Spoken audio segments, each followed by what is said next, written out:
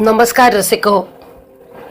आज आपण आमचे अतिशय लाडके कवी मंगेश पाडगावकर यांच्या जन्मदिनाच्या निमित्ताने हा आनंदाचा कट्टा सादर करत आहोत. मंगेश पाडगावकरांचा जन्म मार्च 10 इसवी सन 1929 रोजी वेंगुर्ल्याला झाला. त्यांनी मुंबई विद्यापीठातून मराठी आणि संस्कृत या विषयात MA केलं होतं. ते काही काळ मुंबईच्या रुईया महाविद्यालयात मराठी भाषा विषय शिकवतही होते. पाडगावकरांचे धारा नृत्य, जिप्सी, बोलगाणी, सलाम, तुझे गीत गाण्यासाठी हे काव्यसंग्रह विशेष प्रसिद्ध आहेत. आज त्यांना त्यांच्याच कविता सादर करून त्यांच्या जन्मदिनानिमित्त मंगेश पाडगावकर यांच्या कविता या भावकविताच म्हणायला हव्यात. मानवी भावविश्वातील एकनेक भावना अतिशय साध्या सोप्या शब्दात मांडणे ही तर त्यांच्या कवितेची ताकद. समूहात राहूनही आपली संवेदनशीलता जागृत ठेवण्याचे कसब ज्यांना लाभले असे कवी पाडगावकर. त्यांची तरीसुद्धा कविता सादर करत आहे प्रगती. समूहात बसून ही गाणी ऐकावीशी वाटली तर त्यात काय चूक आहे. समूहात बसून ही गाणी ऐकावीशी वाटली तर त्यात काय चूक आहे. शब्दाचं नादरूप असं मिळून भोगणं ही प्रत्येकाची अटळ अशी भूक आहे. तरीसुद्धा डोळे मिटून मनोमय तालावर आपल्याच मनात नाचता आलं पाहिजे. एकटं बसून एकट्याने प्रत्येक गाणं आपल्याच मनात वाचता आलं पाहिजे. पाडगावकरांच्या कवितेत निसर्गातील अनेक रूपे बघायला मिळतात. खरे तर ते माणसांमध्ये रमणारे कवी. पण त्यांच्या अतिशय प्रसिद्ध अशा आनंदयात्री या कवितेत त्यांनी निसर्गातील अनेक रूपे सांगत जणू स्वतःच्या जीवन प्रवासाचा जमाखर्च मांडला आहे. ऐकूयात आनंदयात्री. कविता सादर करत आहे शर्वरी. मी आनंदयात्री. अफाट आकाश, हिरवी धरती, पुनवेची रात, सागर भरती. अफाट आकाश, हिरवी धरती, पुनवेची रात, सागर भरती. पाखरूंची लकेर कुरणाच्या ओठी, पाखरूंची लकेर कुरणाच्या ओठी, प्रकाशाचा गर्भ जलवंती पोटी, प्रकाशाचा गर्भ जलवंती पोटी. अखंड नूतन मला ही धरित्री, अखंड नूतन मला ही धरित्री. आनंदयात्री मी आनंदयात्री, आनंदयात्री मी आनंदयात्री. मेघांच्या उत्सवी गाहलो उन्मन, मेघांच्या उत्सवी गाहलो उन्मन, दवात तीर्थाचे घेतले दर्शन. मेघांच्या उत्सवी गाहलो उन्मन, दवात तीर्थाचे घेतले दर्शन. दूर क्षितिजाची निळी फुलावण, दूर क्षितिजाची निळी फुलावण. पाशावीण मला ठेवी खिळवून, पाशावीण मला ठेवी खिळवून. अक्षय वीणाच घुमे माझ्या गात्री, अक्षय वीणाच घुमे माझ्या गात्री. आनंदयात्री मी आनंदयात्री, आनंदयात्री मी आनंदयात्री. हलके काढून कंटक पायीचे, हलके काढून कंटक पायीचे. स्वरात विणले सरमी स्वप्नांचे. हसत दुःखाचा केला मी स्वीकार, हसत दुःखाचा केला मी स्वीकार. वर्षिले चांदणे पिऊन अंधार, वर्षिले चांदणे पिऊन अंधार. प्रकाशाचे गाणे अवसेच्या रात्री, प्रकाशाचे गाणे अवसेच्या रात्री. आनंदयात्री मी आनंदयात्री, आनंदयात्री मी आनंदयात्री. सांगा कसं जगायचं ही मंगेश पाडगावकरांची एक अतिशय लोकप्रिय कविता आहे. जीवनात सर्वांच्याच चढ उतार हे येतच असतात. परंतु काही माणसे ही जीवनातली फक्त काळी बाजू समोर ठेवून, वाईट अनुभवांना लक्षात ठेवून येणाऱ्या प्रत्येक नव्या अनुभवाला माणसांना नकारात्मकतेच्या फुटपट्टीनं मोजत असतात. अशा आंबट तोंड करून जगणाऱ्या माणसांसाठी आणि खरं तर सर्वच माणसांसाठी जगण्यातील दुसरी बाजू दाखवणारी, आनंदाने जगण्याचं सूत्र सांगणारी पाडगावकरांची अजून एक हलकी फुलकी कविता सांगा कसं जगायचं सादर करीत आहे श्रीमती सायली कुलकर्णी. मंगेश पाडगावकर हे माझे अतिशय आवडते कवी आहेत. कॉलेजच्या आयुष्यापासूनच त्यांच्या कवितांवर माझं अतोनात प्रेम आहे आणि आज मला त्यांची कविता म्हणायला मिळते याच्यासारखा आनंद नाही. मला वाटतं आपल्या वृत्तीशी किंवा माझ्या वृत्तीशी निगडीत असं हे गाणं त्यांची कविता आहे, म्हणून मला ती अतिशय आवडली. ती मी आज वाचते. सांगा कसं जगायचं. सांगा कसं जगायचं, कणत कणत की गाणं म्हणत, तुम्हीच ठरवा. डोळे भरून तुमची आठवण कुणीतरी काढतंच ना. ऊन ऊन दोन घास तुमच्यासाठी वाढतंच ना. शाप देत बसायचं की दुवा देत हसायचं, तुम्हीच ठरवा. सांगा कसं जगायचं, कणत कणत की गाणं म्हणत, तुम्हीच ठरवा. काळ्या कुठ्ठ काळोखात जेव्हा काही दिसत नसतं, तुमच्यासाठी कुणीतरी दिवा घेऊन उभा असतं. काळोखात कुढायचं की प्रकाशात उडायचं, तुम्हीच ठरवा. सांगा कसं जगायचं, कणत कणत की गाणं म्हणत, तुम्हीच ठरवा. पायात काटे रुतून बसतात हे अगदी खरं आहे, आणि फुलं फुलून येतात हे काही खरं नसतं. काट्यासारखं सलायचं की फुलासारखं फुलायचं, तुम्हीच ठरवा. सांगा कसं जगायचं, कणत कणत की गाणं म्हणत, तुम्हीच ठरवा. पेला अर्धा सरला आहे असं सुद्धा म्हणता येतं. पेला अर्धा भरला आहे असं सुद्धा म्हणता येतं. सरला आहे म्हणायचं की भरला आहे म्हणायचं, तुम्हीच ठरवा. सांगा कसं जगायचं, कणत कणत की गाणं म्हणत, तुम्हीच ठरवा. कणत कणत की गाणं म्हणत, सांगा कसं जगायचं, तुम्हीच ठरवा. बापट, पाडगावकर, करंदीकर या त्रिकुटांनी 1953 सालापासून आपल्या कवितांचे एकत्र वाचन करण्याची प्रथा पाडली आणि स्वतःची अशी स्वतंत्र शैलीही निर्माण केली. काव्य वाचनात या तिघांनी मारलेली बाजी बघून नंतर आयोजकच या तिघांना एकत्रितपणे बोलवायला लागले आणि काव्य वाचनाची एक वेगळी परंपराच महाराष्ट्रात रुजली. या तिघांनी एकत्र काव्यवाचन करण्याच्या या कल्पनेला पॉप्युलर प्रकाशनच्या काव्यदर्शन या उपक्रमानं अधिक बळ दिलं. मात्र बापट, पाडगावकर आणि करंदीकर या तिघांच्याही काव्याचं रूप एकमेकांपेक्षा अगदी भिन्न. हो ना, कविता वाचन करताना मंगेश पाडगावकर एकदम खर्जातला आवाज लावायचे. या आवाजात सलाम किंवा एक जिप्सी आहे माझ्या खोल मनात दडून सारख्या कविता म्हणताना त्यांचा एकदम आश्वासक सूर लागायचा. या वैशिष्ट्यांमुळे या त्रयीने मराठी रसिकांवर अक्षरशः अधिराज्य गाजवले. त्यांच्या विशिष्ट शैलीत ते काही कविता सादर करायचे. त्यातलीच एक अतिशय गाजलेली, खरे तर अजूनही नवीन पिढीलाही आपली वाटणारी कविता सादर करत आहे प्रगती. प्रेम म्हणजे प्रेम असतं. तुमचं आणि आमचं अगदी सेम असतं. काय म्हणता, या ओळी चिल्लर वाटतात, काव्याच्या दृष्टीने थिल्लर वाटतात. असल्या तर असू देत, फसल्या तर फसू देत. तरी सुद्धा प्रेम म्हणजे प्रेमच असतं. तुमचं आणि आमचं अगदी सेम असतं.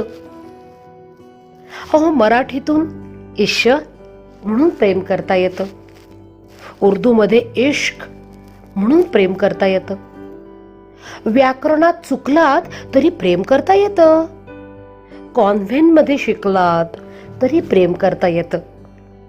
लव्ह हे त्याचंच दुसरं नेम असतं, कारण प्रेम म्हणजे प्रेम असतं आणि तुमचं आणि आमचं अगदी सेम असतं. 16 वर्ष सरली की अंगात फुलं फुलू लागतात. जागेपणी स्वप्नांचे मग झोपाळे झुलू लागतात. आठवतं ना तुमची माझी 16 जेव्हा सरली होती, होडी सगळी पाण्याने काठोकाठ भरली होती. लाटांवर बेभान होऊन नाचलो होतो. अहो, होडी सकट बुडता बुडता वाचलो होतो. बुडलो असतो तरी चाललं असतं. प्रेमानंच अलगदवर मग काढलं असतं. तुम्हाला हे कळलं होतं, मला सुद्धा कळलं होतं. कारण प्रेम म्हणजे प्रेमच असतं.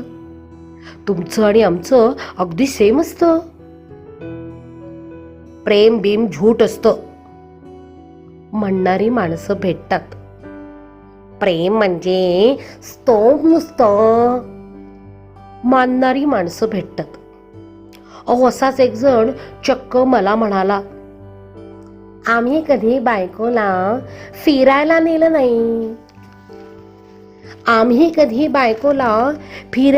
नाही. 5 मुलं झाली तरी प्रेम बीम काही सुद्धा केलं नाही. आमचं काही नडलं का? प्रेमाशिवाय अडलं का? त्याला वाटलं मला पटलं. तेव्हा मी इतकंच म्हटलं, प्रेम म्हणजे प्रेम असतं. तुमचं आणि आमचं मात्र सेम नसतं. अहो, तिच्यासोबत पावसात कधी भिजला असेल जोडीनं. एक चॉकलेट अर्ध खाल्लं असेल गोडीनं. भर दुपारी उन्हात कधी तिच्यासोबत तासनतास फिरला असाल. झंकारलेल्या सर्वस्वानं तिच्या कुशीत शिरला असाल. प्रेम कधी रुसणं असतं, डोळ्यांनीच हसणं असतं. प्रेम कधी भांडतं सुद्धा, निळं चांदणं सांडतं सुद्धा. 2 ओळींची चिठ्ठी सुद्धा प्रेम असतं. घट्ट घट्ट मिठी सुद्धा प्रेम असतं. प्रेम म्हणजे प्रेमच असतं. ही कविता किती साध्या सोप्या शब्दात प्रेमासारख्या संवेदनशील भावनेला एक विश्वव्यापक रूप देते. पाडगावकरांचं जीवनविषयक तत्वज्ञान हे त्यांच्या ह्या जन्मावर ह्या जगण्यावर शतदा प्रेम करावे ह्या गीतातून दिसून येते. हो ना, जेव्हा तुझ्या बटांना किंवा अखेरचे येतील माझ्या हेच शब्द ओठी, अशी प्रेमाच्या वेगवेगळ्या छटा दाखवणारी गीतं त्यांनी लिहिली.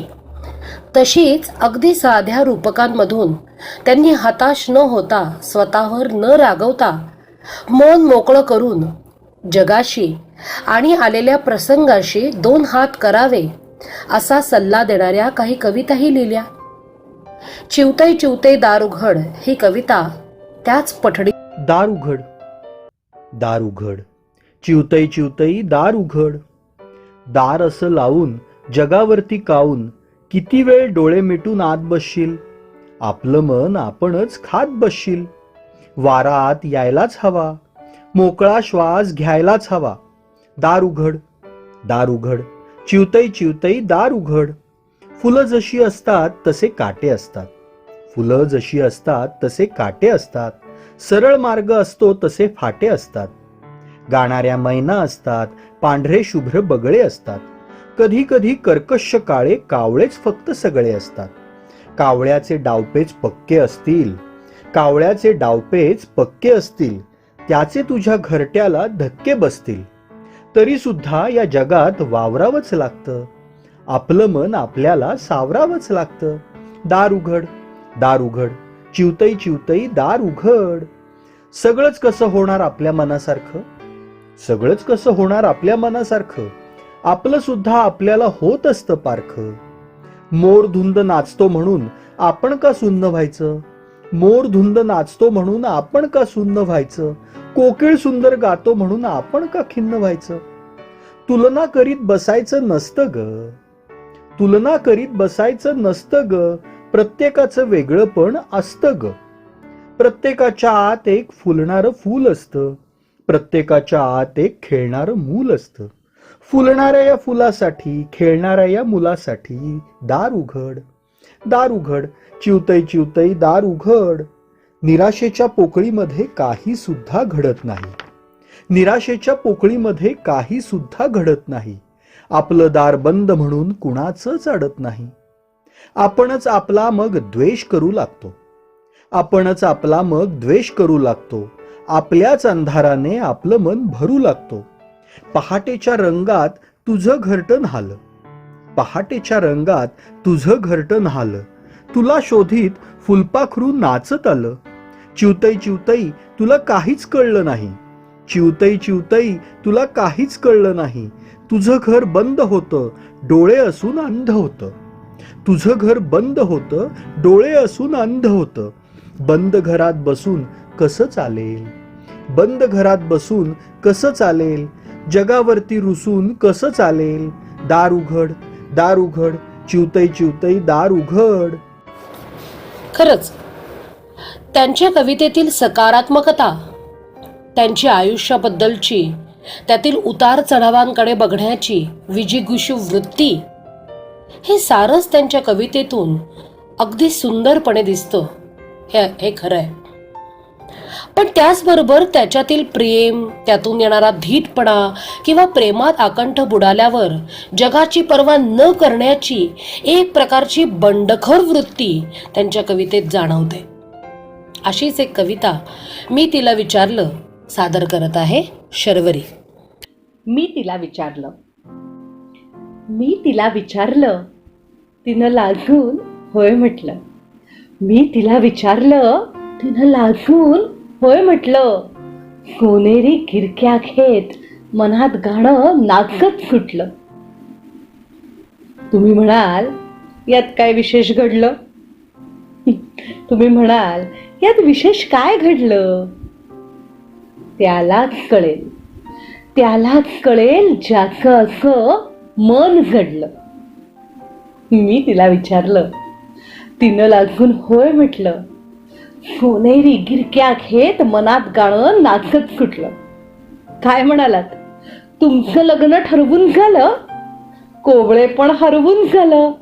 देणार काय, घेणार काय, हुंडा किती, बिंडा किती, याचा मान त्याचं पान, सगळा मामला रोख होता. व्यवहार भलताच कोक होता. मग हे सगळं तुम्हाला सांगून कळणार कसं? असलं गाणं तुमच्याकडे वळणार कसं? पण ते सगळं गाऊ द्या, माझं गाणं मला गाऊ द्या. मी तिला विचारलं, तिनं लाजून होय म्हटलं. मी तिला विचारलं, तिनं लाजून होय म्हटलं. सोनेरी गिरक्या घेत मनात गाणं नाचत फुटलं.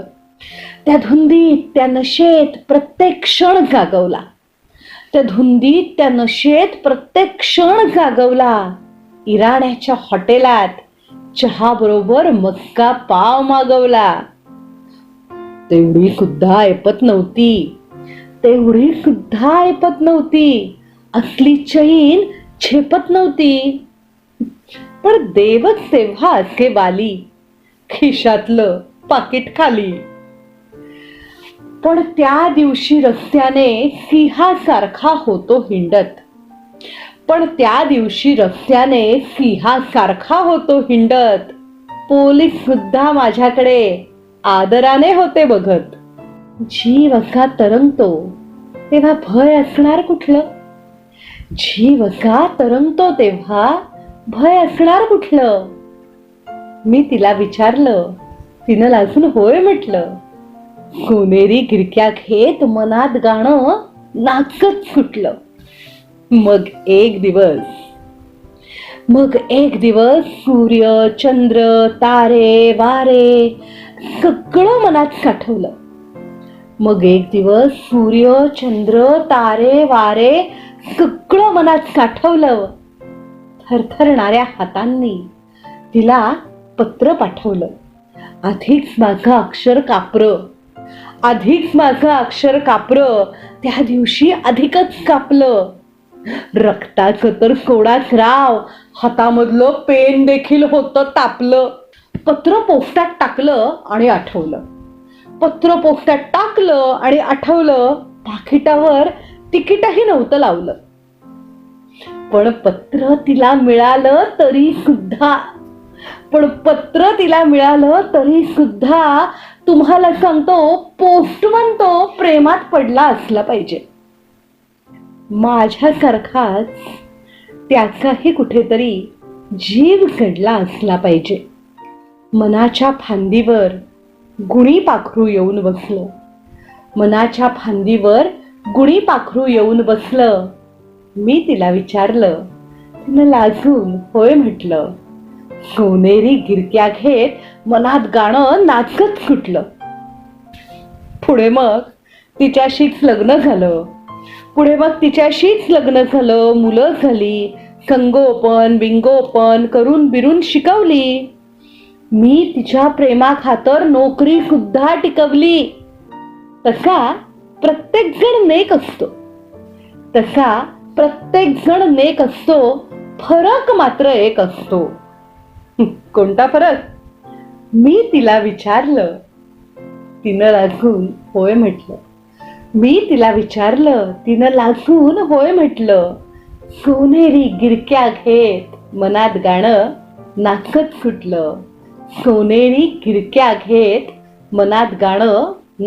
सुटलं.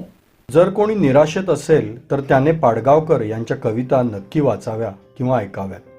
कारण त्यात सकारात्मक भावना आहेच, पण कोणत्याही चांगल्या कृतीसाठी श्रेय घेण्याची वृत्ती नाही.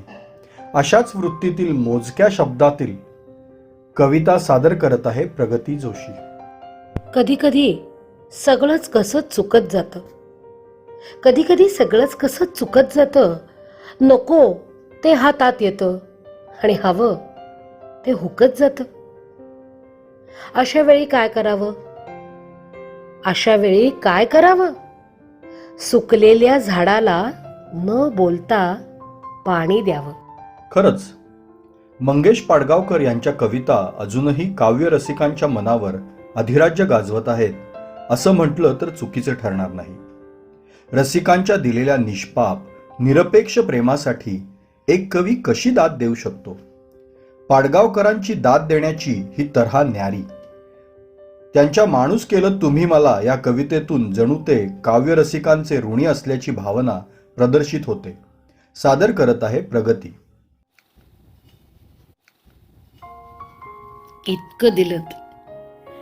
इतकं दिलं तुम्ही मला की खरंच सांगतो, माणूस केलं तुम्ही मला. पावसाळ्यात तर वर्षावाला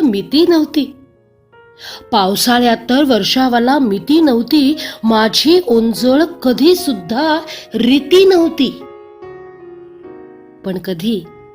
पण कधी उन्हाळ्याच्या वणव्यातही तुमचं प्रेम सरी झाल्या. मला शोधत घरी आल्या. इतकं दिलं तुम्ही मला. खरं सांगतो, माणूस केलं तुम्ही मला. तसा मी माझ्यातच गुंग होतो. स्वतः भोवती फिरण्यातच दंग होतो. मीच माझ्या खुशीचा रंग होतो. तरी तुम्ही मानून घेतलत. माझं मन जाणून घेतलत.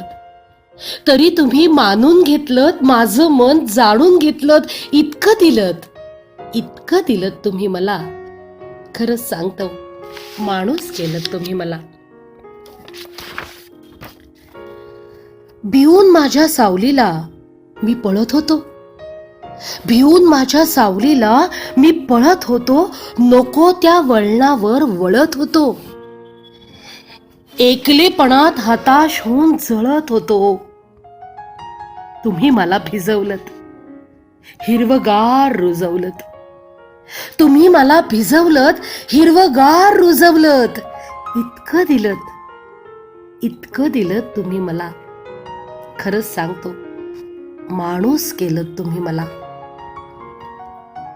तुमचं प्रेम स्मरून इथून जाताना, तुमच्या मायेत चिंब भिजून न्हाताना, तुमचं प्रेम स्मरून इथून जाताना तुमच्या मायेत चिंब भिजून न्हाताना तुमच्या समोर उभं राहून गाताना मन असं भरून येतं, मन असं भरून येतं, डोळ्यातून झरून येतं.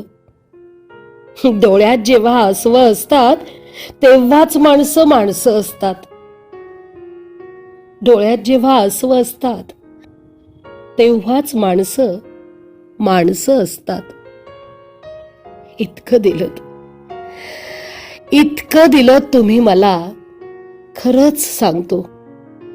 माणूस केलत तुम्ही मला, माणूस केलत तुम्ही.